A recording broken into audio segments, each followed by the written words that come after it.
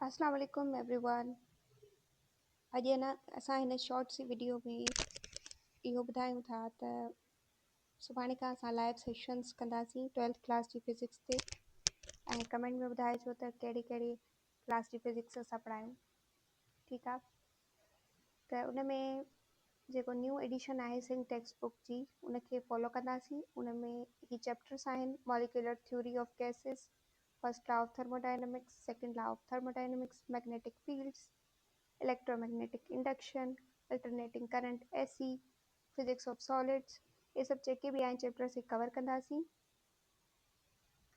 उन खां अलावा जॾहिं असां चैप्टर में ईंदासीं त अंदरि टॉपिक हूंदा नंढा नंढा, उनखे सम्झंदासीं, फिगर्स खे सम्झंदासीं ऐं जेके कन्वर्जन्स हूंदियूं फिज़िक्स जूं, त असां हिकु खे क्वांटिटी खे ॿिए में कन्वर्ट कीअं था करे सघूं, फार्मूलो कीअं थो ठहे, प्रॉब्लम सॉल्व कीअं था थियनि, कुझु प्रॉब्लम जेके बुक में सॉल्व आहिनि उन्हनि खे बि सम्झंदासीं ऐं कुझु जेको सेल्फ असेसमेंट क्वेश्चन्स आहिनि उन्हनि खे बि सम्झंदासीं ऐं जेके क्वेश्चन्स लास्ट में ॾिनल आहिनि उहे बि कंदासीं।